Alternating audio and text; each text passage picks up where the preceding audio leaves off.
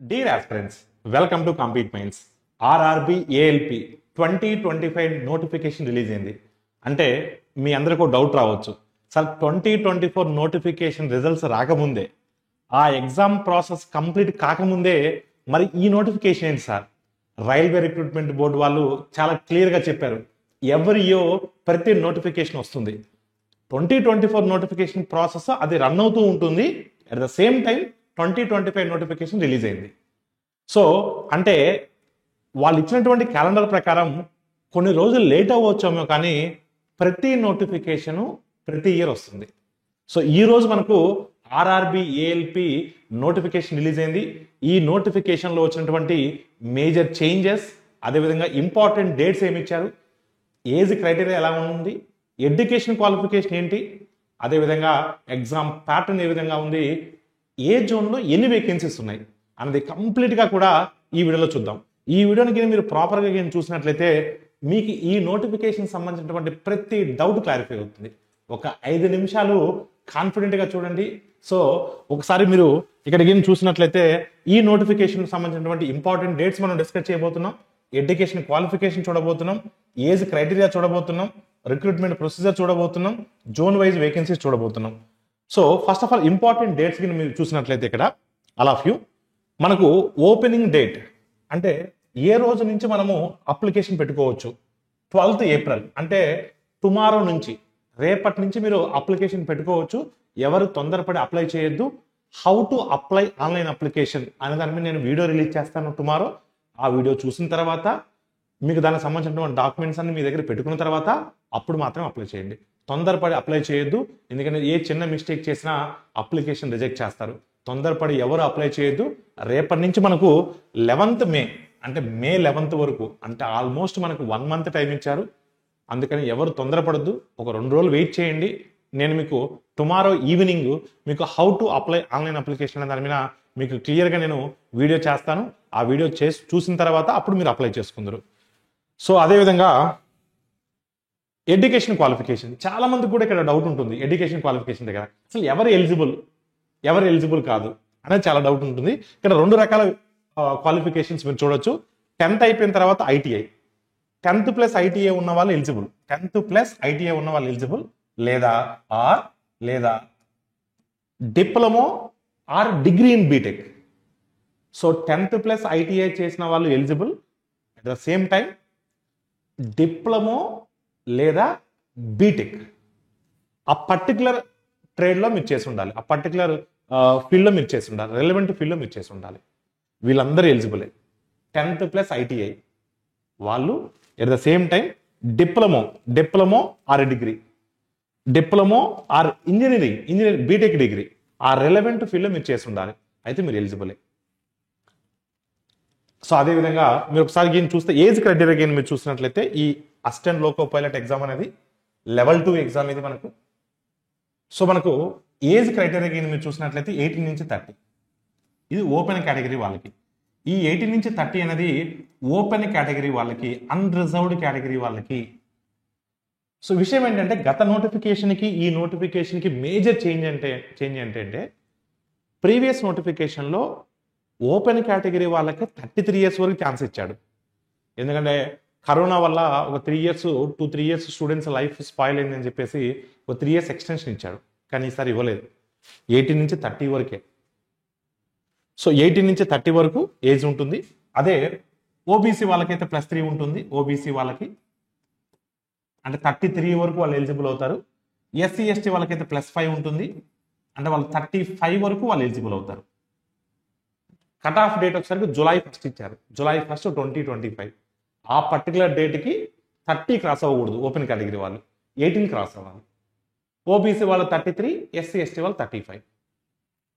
So మనకి number of total vacancies కూడా 9,970 vacancies ఉన్నాయి రైట్ నో. మేబీ ఫ్యూచర్లో ఇంక్రీజ్ అయ్యే ఛాన్సెస్ కూడా ఉంటాయి, ఎందుకంటే గత నోటిఫికేషన్లో కూడా నోటిఫికేషన్ వచ్చినప్పుడు చాలా తక్కువ వేకెన్సీస్ ఇచ్చారు, కానీ దాని తర్వాత సో భారీ సంఖ్యలో వేకెన్సీస్ పెంచడం జరిగింది. యాజ్ ఆఫ్ నౌ టుడే ఇచ్చిన నోటిఫికేషన్ ఇచ్చిన రోజుకి 9,970 ఉన్నాయి. ఆ వేకెన్సీస్ పెరగొచ్చు కూడా, నోటిఫికేషన్ కూడా మెన్షన్ చేశారు మే చేంజ్ నెంబర్ ఆఫ్ వేకెన్సీస్ అని. పెరగొచ్చు లేదా తగ్గొచ్చు, ఎప్పుడు తగ్గించరు, డెఫినెట్గా పెరిగే ఛాన్సెస్ ఎక్కువ ఉంటాయి. సో రిక్రూట్మెంట్ ప్రాసెస్ ఎలా ఉంటుంది అంటే ఒకసారి మీ జాగ్రత్తగా అబ్జర్వ్ చేయాలి అందరూ కూడా. సో రిక్రూట్మెంట్ ప్రాసెస్ అనేది మనకి ఇక్కడ ఫస్ట్ CBT-1 ఎగ్జామ్ ఉంటుంది, కంప్యూటర్ బేస్డ్ ఎగ్జామ్ CBT-1 ఉంటుంది. ఈ CBT-1 అనేది ఓన్లీ క్వాలిఫైయింగ్ నేచర్ మాత్రమే, జస్ట్ క్వాలిఫై అయితే సరిపోతుంది. ఎవరైతే క్వాలిఫై అవుతారో వాళ్ళు CBT-2కి వస్తారు. CBT-2కి వస్తారు. ఈ CBT-2లో కూడా మనకు 2 ఎగ్జామ్స్ ఉంటాయి, పార్ట్ ఏ అని. సో పార్ట్ ఏ ఎగ్జామ్ ఉంటుంది, అదేవిధంగా పార్ట్ బి ఎగ్జామ్ ఉంటుంది. వీటి గురించి ఇన్ డీటెయిల్గా నేను మళ్ళీ డిస్కస్ చేస్తాను మీతో. పార్ట్ బి ఎగ్జామ్ ఉంటుంది. సో ఈ పార్ట్ ఏ ఎగ్జామ్ అనేది మనకు డిసైడింగ్, అంటే ఈ పార్ట్ ఏలో వచ్చినటువంటి స్కోర్ కన్సిడర్ చేస్తారు. ఈ పార్ట్ బి అనేది మళ్ళీ క్వాలిఫైయింగ్ నేచర్, ఈ పార్ట్ బి అనేది క్వాలిఫైయింగ్ నేచర్ ఉంటుంది. సో ఈ CBT-2 క్వాలిఫై అయిన వాళ్ళని CBT-3కి, అంటే CBT-3 అంటే దాన్ని CBAT అంటాం, కంప్యూటర్ బేస్డ్ ఆప్టిట్యూడ్ టెస్ట్. మీకు తెలిసిన భాషలో చెప్పాలంటే సైకోమెట్రీ టెస్ట్ అంటాం. సో ఈ సైకోమెట్రీ టెస్ట్ కూడా చాలా ఇంపార్టెంట్, దీంట్లో వచ్చిన మార్క్స్ని కూడా కన్సిడర్ చేస్తారు.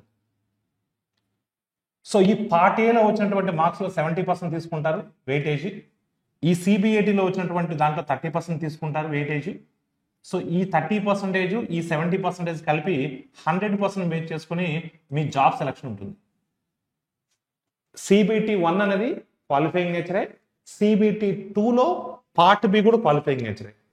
ఈ part A at the same time CBAT psychometry test, దీంట్లో 30%, ఈ 100% వెయిట్ చేసుకుని మీకు జాబ్ డిసైడ్ అవుతుంది. ఇంకా దీని తర్వాత మెడికల్ టెస్ట్ ఉంటుంది, దాని తర్వాత డాక్యుమెంట్ వెరిఫికేషన్ ఉంటుంది. మెడికల్ టెస్ట్, దాని తర్వాత డాక్యుమెంట్ వెరిఫికేషన్. ఇది మనకు రిక్రూట్మెంట్ ప్రొసెసర్. సో ఈ స్టేజెస్లో మనకి ఎగ్జామ్ జరుగుతుంది. అదేవిధంగా ఇప్పుడు CBT-1 మీరు అడగొచ్చు, అసలు CBT-1 ఎగ్జామ్ ప్యాటర్న్ ఎలా ఉంటుంది sir? So CBT-1 exam pattern అనేది మనకు, మీరు ఆల్రెడీ ఎగ్జామ్ CBT-1 గత నోటిఫికేషన్ కూడా రాస్తున్నారు మీరు. CBT-1 ఎగ్జామ్ అనేది మనకు 75 మార్క్స్కి ఉంటుంది, 75 మార్క్స్కి ఉంటుంది. 60 మినిట్స్ టైం ఇస్తారు. 1/3 నెగిటివ్ మార్కింగ్ ఉంటుంది. సో 1/3 నెగిటివ్ మార్కింగ్ ఉంటుంది. ఈ 75 మార్క్స్ కూడా మనకు చాలా క్లియర్గా మ్యాథమెటిక్స్ ఉంటుంది, రీజనింగ్ ఉంటుంది, అదేవిధంగా general science and general awareness ఉంటుంది. అంటే దాని కరెంట్ అఫైర్స్ రిలేటెడ్గా ఎక్కువ ఇస్తున్నారు. General science and general awareness ఉంటుంది. ఇది మనకు CBT-1 ఎగ్జామ్ ప్యాటర్న్. ఇది జస్ట్ క్వాలిఫైయింగ్ నేచర్ మాత్రమే, దీంట్లో వచ్చిన మార్క్స్ ఏం కన్సిడర్ చేయరు, జస్ట్ క్వాలిఫై అయితే సరిపోతుంది. ఇది CBT-1. ఇంకా CBT-2 ఎగ్జామ్ ప్యాటర్న్ వచ్చేసరికి CBT-2. ఈ CBT-2లో మనకు పార్ట్ ఏ, పార్ట్ బి అని 2 ఉంటాయి. సో పార్ట్ ఏ అనేది చాలా క్రూషియల్ అన్న మనకు. సో మనకి ఇక్కడ పార్ట్ ఏలో మనకు 100 మార్క్స్కి ఎగ్జామ్ ఉంటుంది, 90 మినిట్స్ ఎగ్జామ్ ఉంటుంది, 1/3 నెగిటివ్ మార్కింగ్ ఉంటుంది. సో ఈ 100 మార్క్స్లో కూడా మనకు మేజర్గా కూడా మ్యాథ్స్, రీజనింగ్, దాంతోపాటు బేసిక్ సైన్స్ ఇంజనీరింగ్ ఉంటుంది. ఇది చాలా క్రూషియల్. ఇది ప్రిలిమ్స్లో ఉండదు, ఇది మెయిన్స్లోనే ఉంటుంది. బేసిక్ సైన్స్ ఇంజనీరింగ్ అంటే మీరు ఏ ఫీల్డ్లో నుంచి వచ్చినా, మీరు ITI చేసి వచ్చినా, డిప్లొమా చేసి వచ్చినా, బీటెక్ చేసి వచ్చినా, లేదా ఏ ట్రైన్లో చేసి వచ్చినా సరే ఈ BSc, ఈ బేసిక్ సైన్స్ ఇంజనీరింగ్ పేపర్ మాత్రం సేమ్ ఉంటుంది. ఇది పార్ట్ ఏ మార్క్సే కన్సిడర్ చేస్తారు, ఈ 100 మార్క్స్నే కన్సిడర్ చేస్తారు. ఇక పార్ట్ బి అనేది మీరు ఎంచుకోవాలి, ఒక పర్టికులర్ ట్రేడ్ని ఎంచుకోవాలి. పార్ట్ బిలో, ఆ పార్ట్ బిలో మనకు 75 క్వశ్చన్స్ వస్తాయి, 60 మినిట్స్ టైం ఇస్తారు, 1/3 నెగిటివ్ మార్కింగ్ ఉంటుంది. ఇక్కడ మనకి ఇది క్వాలిఫైయింగ్ నేచర్ మాత్రమే, జస్ట్ క్వాలిఫై అయితే చాలు. క్వాలిఫై అవ్వాలంటే పరిస్థితి ఏంటి సార్ అంటే 35% ఆఫ్ ద మార్క్స్ రావాలి. అంటే 75 మార్క్స్ 35% ఆఫ్ ద మార్క్స్ రావాలి మనకు. 35% ఆఫ్ ద మార్క్స్ రావాలి అంటే అప్రాక్సిమేట్గా 27 మార్క్స్ రావాలి, 26 to 27 మార్క్స్ రావాలి. ఇది ఏ కేటగిరీ వాళ్ళకైనా, అది OC వాళ్ళకైనా, OBC వాళ్ళకైనా, SC వాళ్ళకైనా, ST వాళ్ళకైనా, ఎవరికైనా మినిమం ఇన్ని మార్క్స్ రావాలి. ఇది క్వాలిఫై అయితేనే మీ పార్ట్ ఏ స్కోర్ కన్సిడర్ చేస్తారు. ఈ పార్ట్ ఏలో 100 మార్క్స్కి వచ్చిన మార్క్స్ని 70%కి క్యాలిక్యులేట్ చేస్తారు. ఇది అయిపోయిన తర్వాత CBAT, computer based aptitude test, psychometry test అంటాం. దీంట్లో 5 బ్యాటరీస్ ఉంటాయి. ప్రతి బ్యాటరీ మీరు క్వాలిఫై అవ్వాలి. 4 బ్యాటరీలు క్వాలిఫై, 5వ బ్యాటరీ ఫెయిల్ అయినట్టే. ఇక్కడ ఎన్ని మార్క్స్ వచ్చినా 5 బ్యాటరీస్ ఉంటాయి. 5 బ్యాటరీస్ కూడా మీరు పాస్ అవ్వాలి. At the same time merit కూడా రావాలి. ఈ 5 బ్యాటరీస్లో వచ్చినటువంటి మార్క్స్లోంచి 30% వెయిటేజ్ తీసుకుంటారు. ఇక్కడ 70%, ఇక్కడ 30%, 100% బేక్ చేసుకొని మీకు జాబ్ అనేది డిసైడ్ అవుతుంది. ఇది recruitment processor and exam pattern.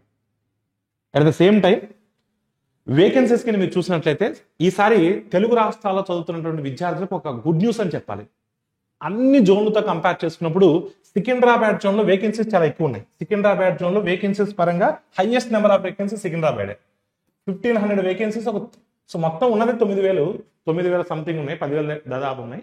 దాంట్లో 1,500 వేకెన్సీస్ మన సికింద్రాబాద్ జోన్లోనే ఉన్నాయి. ఇంకా సెకండ్ హైయెస్ట్ వచ్చేసరికి రాంచీలో 1213 ఉన్నాయి. భువనేశ్వర్లో మనకు 928 ఉన్నాయి. అజ్మీర్లో మనకు 928 ఉన్నాయి. అజ్మీర్లో మనకు 820 ఉన్నాయి. కోల్కతాలో మనకు 720 ఉన్నాయి. ముంబైలో 718 ఉన్నాయి. భోపాల్లో 664 ఉన్నాయి. అలహాబాద్లో 588 ఉన్నాయి. బిలాస్పూర్లో 568 ఉన్నాయి. అహ్మదాబాద్లో 497 ఉన్నాయి. ఇంకా మాల్దాలో చూస్తే కనుక మీరు 456 ఉన్నాయి. చండీగఢ్లో 433 ఉన్నాయి. చెన్నైలో 362 ఉన్నాయి. మన తెలుగు స్టూడెంట్స్ మ్యాక్సిమం అప్లై చేసేది సికింద్రాబాద్ ఒకటి, చెన్నై ఒకటి, ముంబై ఒకటి, ఈ మూడే చేస్తుంటారు. కానీ ముంబై, చెన్నై అన్ని కలుపుకొని కూడా సికింద్రాబాద్ అనే వేకెన్సీస్ లేవు. అందుకని తెలుగు రాష్ట్రాలు చదువుతున్నటువంటి విద్యార్థులకు ఇది ఒక గొప్ప అవకాశం అని చెప్పొచ్చు. సో పర్ఫెక్ట్గా మీరు ఈసారి నోటిఫికేషన్లోకి ప్రిపేర్ అయినట్లయితే ఖచ్చితంగా మీ అందరు జాబ్ కొట్టచ్చు. ఇంకొక విషయం కూడా చెప్తున్నా మీ అందరికీ, ఎవరైతే ఇప్పుడు CBT2 ఎగ్జామ్ అంటే ప్రిపేర్ అవుతున్నారో, మేలో వాళ్ళకి ఎగ్జామ్ ఉంది CBT2 ఎగ్జామ్, వాళ్ళు మాకు దీంట్లో జాబ్ వస్తుందని చెప్పి దీనికి అప్లై చేయకుండా ఉండొద్దు. దీన్ని కూడా అప్లై చేసి ఉండండి. ఒకవేళ మీకు పొరపాటున అంటే రాదని నేను నెగిటివ్గా చెప్పట్లేదు, ఒకవేళ పొరపాటున మీరు CBT2 ఎగ్జామ్లో ఫెయిల్ అయినా మనకు ఇంకో ఛాన్స్ ఉంటుంది. అందుకని గత నోటిఫికేషన్లో CBT2 ఎగ్జామ్ రాయబోతున్న ప్రతి ఆస్పిరెంట్ కూడా ఈ నోటిఫికేషన్ కూడా అప్లై చేయండి. అప్లై చేయండి ఫస్ట్. ఓకేనా? అది ఎవరు కూడా ఇదవద్దు. అదేవిధంగా కాంపీట్ మైండ్స్లో ఎవరైతే సీరియస్గా తీసుకొని ప్రిపేర్ అవుతున్నారో వారందరికీ కూడా, సో మీరు ఎక్కడికి వెళ్ళాల్సిన అవసరం లేదు. ప్రిపరేషన్ కోసం మీరు ఎక్కడికో వెళ్ళాల్సిన అవసరం లేదు. క్వాలిటీ కంటెంట్తో, బెస్ట్ కంటెంట్తో కాంపీట్ మైండ్స్లో పర్ఫెక్ట్ కోర్స్ మీకోసం అందుబాటులో ఉంది. RRB ALP ఫుల్ కోర్స్ మీకు అందుబాటులో ఉంది. సో CBT1, CBT2, అదేవిధంగా CBT2లో పార్ట్ A, పార్ట్ Bలో కొన్ని trades, test series, psychometric complete course మీకు అందుబాటులో ఉంది. ఇమీడియట్గా కాంపీట్ మైండ్స్ మొబైల్ యాప్ను డౌన్లోడ్ చేసుకోండి. తెలుగు మీడియానికి, ఇంగ్లీష్ మీడియానికి సపరేట్ బ్యాచెస్ కలవు. సో మీ యొక్క టార్గెట్ RRB ALP జాబ్ అయితే మీరు ఎక్కడికి వెళ్ళాల్సిన అవసరం లేదు. మీ దగ్గరికే క్వాలిటీ కంటెంట్తో, బెస్ట్ షార్ట్ కట్స్తో పర్ఫెక్ట్ కోర్సు మీ ముందే ఉంది.